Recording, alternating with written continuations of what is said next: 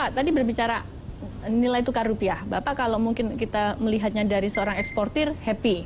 Karena ini nanti untungnya berlipat-lipat. Tapi banyak juga yang kemarin mengatakan, wah ini jangan-jangan kita nanti akan krisis tahun 98 terulang. Ya memang itu kalau di dunia diskusi perdebatan itu topiknya satu, misalnya kurs rupiah, itu jawabannya itu bisa 5-6 pendapatnya.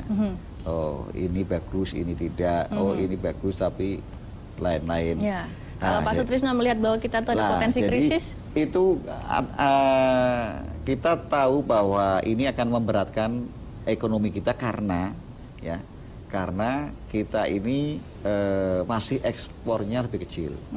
Dulu saya ingat Jepang ya, itu karena negara pengekspor, begitu yennya naik, mereka jadi ekonominya menurun karena tidak bisa bersaing. Kalau yennya naik, demikian juga kalau rupiah itu naik, kita kan lebih susah menjualnya. Ya. Tapi kalau kita ini rupiahnya bukan lemah lah, ya katakanlah jangan terlalu kuat, itu kita bisa masih bersaing. Cuman problemnya kita ini sekarang impornya masih banyak. Nah kalau impornya masih banyak, memang itu rupiah harus tidak terlalu terdepresiasi, ya. Tapi ya yang stabil lah kira-kira, misalnya mau di angka 10.000, mau di angka 11.000, yang diperlukan oleh 14.000 berarti sudah cukup mengkhawatirkan. Perusahaan sebetulnya itu bagaimana tidak terlalu bergejolak, ya terlalu bergejolak. Kita kan terdepresiasi itu tiap tahun memang ada, ya itu memang ya sudah diukur oleh pemerintah kan. Nah, tapi sebenarnya fokusnya adalah bagaimana sekarang hasil-hasil ekonomi kita ini itu bisa menghasilkan devisa. Misalnya bukan hanya ekspor ini saja produksi, tapi kita kan punya tenaga kerja banyak di luar negeri. Nah ini bagaimana itu menghasilkan devisa. Yang kedua, kita ini mempunyai kekuatan pariwisata yang besar sekali. Ya, kita sekarang masih jauh dibandingkan negara-negara tetangga. Misalnya kita kalah dengan Malaysia, kalah dengan Thailand, kalah dengan Singapura. Padahal negara kita lebih luas, lebih indah, budayanya lebih beragam. Tapi kita kan baru katakanlah terbangun, membangun industri pariwisata ini itu baru-baru saja. Nah ini perlu waktu ya. Yang ini sebetulnya kalau nanti dolar katakanlah tinggi, ya dunia pariwisata itu menikmati, ya kan? Karena buat asing murah kalau berkunjung ke Indonesia. Oke, artinya Pak Sutrisno ingin menyampaikan bahwa meskipun dolar tinggi, selama kita pintar menyikapinya itu akan menjadi keuntungan tersendiri. Ya, sebenarnya bukan dolar tingginya ya, yang penting buat industri, buat para pengusaha itu bagaimana stabilnya kurs mata uang di negeri itu. Bagaimana kemudian menjaga agar ini kemudian tidak jadi potensi krisis seperti 98, Pak? Ya. Ekspor tadi dinaikkan, yang lain Pak? Ya, tadi saya katakan bahwa sekarang ada kesadaran misalnya dari pengusaha-pengusaha importir ini, ya jangan mengimpor barang-barang yang ada di sini, jangan mengimpor barang-barang jadi yang itu akan membuat masyarakat kita konsumtif ya, tidak produktif. Jadi kita harus selalu mengingatkan, karena kalau perusahaan itu atau pengusaha itu kan maunya untung saja. Nah ini harus memikirkan republik ya, nasionalisme itu bukan hanya buat pengusaha itu bukan hanya bayar pajak, tapi bagaimana dia memilih berbisnis itu termasuk bagian daripada nasionalisme itu. Kalau bisnisnya itu hanya mengimpor barang-barang yang itu akan merugikan industri dalam negeri, menurut saya itu nggak nasionalis gitu. Oke.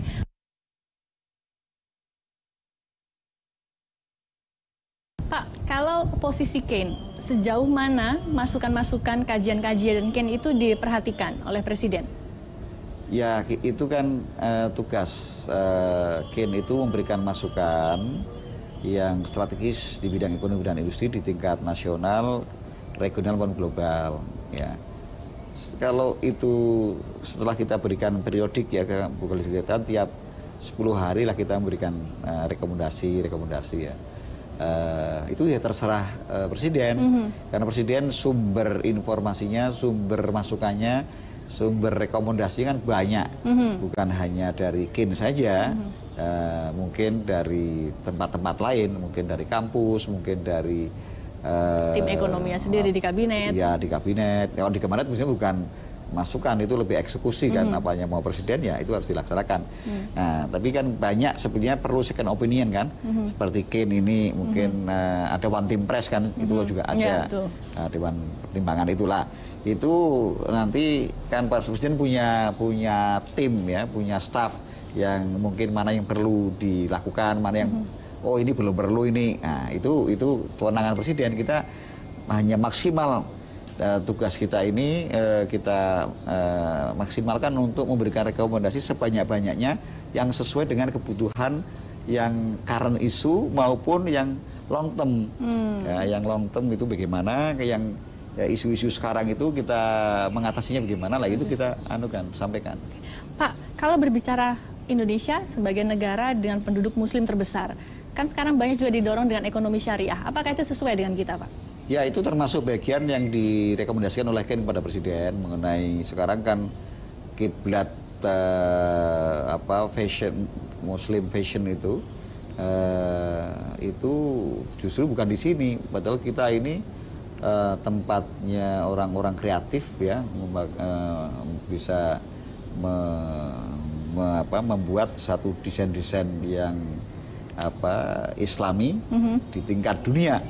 Tapi justru ini banyak sekarang kita ini mengimpor pakaian-pakaian mungkin abaya dari Turki atau dari tempat-tempat lain. Nah, KIN sudah memberikan rekomendasi kepada presiden agar Indonesia menjadi pusat fashion Islam ya, Muslim fashion ya, di dunia.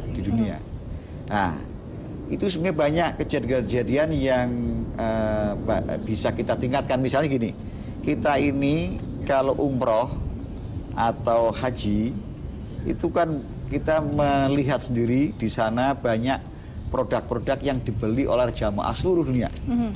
Nah, misalnya tasbih, misalnya sajadah, kemudian peci, apalagi jilbab, kerudung, pakaian-pakaian muslim, rata-rata bukan made in Indonesia. Ya, padahal kita bisa bikin semuanya itu. Harusnya yang pasar itu digarap ya, Pak ya. Aneh lagi adalah made in China. Padahal Chinanya itu mungkin agamanya bukan Islam, tapi karena mereka ini lebih bisa menangkap pasar atau namanya outward looking, melihat keluar. Jadi buat Cina, Jepang, Korea, Taiwan itu ya pasar mereka ya dunia ya, padahal mereka kalau ngomong bahasa Inggris, bahasa Arab nggak bisa kan, tapi semua produk di waktu musim umroh dan musim haji ini adalah made in China. Dulu mungkin 25 tahun yang lalu masih made in Jepang, kemudian 10 tahun kemudian made in Korea, sekarang udah made in China. Lah harapannya ya ini nanti setelah dicanangkan kita ini sebagai tempat maksudnya bukan hanya fashion ya, industri yang Islam ya, itu kita harus bisa memasuki pasar dunia, khususnya pasar ini dulu deh, yang sudah tiap hari, tiap minggu, tiap itu ada adalah umroh. Misalnya ya orang-orang Indonesia itu kalau beli pakaian di saya ya nggak usah beli pakaian di sana, mau itu di Cina, beli aja di Indonesia pasti ada, ya kan? Nah, tapi kadang-kadang kan orang pergi ke sana mau bawa oleh-oleh, ya oleh-olehnya itu bukan made in Indonesia semua itu, padahal kita bisa bikin di sini, ya di Tanah Abang sudah bisa dibikin, ya. Nah, saya kalau umroh beli oleh-olehnya nggak di sana, di Tanah Abang aja karena itu banyak produk itu, ya kan nggak tahu itu. Artinya sebenarnya kalau kita bisa melihat potensi pengembangan ekonomi syariah di Indonesia cukup terbuka lebar ya Pak. Oh iya, karena kita mayoritas muslim ya. Yang kedua kita ini banyak anak kreatif ya. Makanya KIN itu mempunyai 4 sektor unggulan di dalam melakukan industrialisasi. Satu adalah agroindustri, kedua maritim industri, yang ketiga adalah pariwisata tourism industri, yang keempat adalah ekonomi kreatif dan digital industri. Nah, ini yang keempat itu bisa kita menjadi champion, menjadi pemenang, karena kita ini beragam suku, beragam ras yang berasimilasi. Anda mungkin bapaknya orang Jawa campur Padang atau Manado campur Sunda. Nah, itu akan bisa menghasilkan ya, itu generasi yang kreatif. Keturunannya itu kalau bapak ibunya itu tidak homogen ya, heterogen, anaknya itu biasanya kreatif ya. Nah, contohnya Amerika. Kan seperti itu contohnya ya, Amerika itu kan bangsa terdiri dari berbagai bangsa di dunia yang bermigrasi ke sana, makanya keturunannya orang pinter-pinter. Ya. Nah, Indonesia itu mempunyai aset, mempunyai aset itu, itu ya, karena banyak kawin campuran di sini. Oke, baik. Nah, bonus demografi yang kita miliki ini itu sebetulnya didorong bagaimana mereka kiprah di dunia ekonomi kreatif, termasuk tadi pakaian Muslim ini sekarang sudah mendunia, bukan hanya di Indonesia yang berbusana Muslim ya, itu sudah mendunia sekarang di mana-mana. Bisa kita lihat itu. Oke, baik. Baik Pak Sutrisno, kita lanjutkan dialognya sesaat lagi. Tetap bersama kami saudara di Newsroom Jak TV.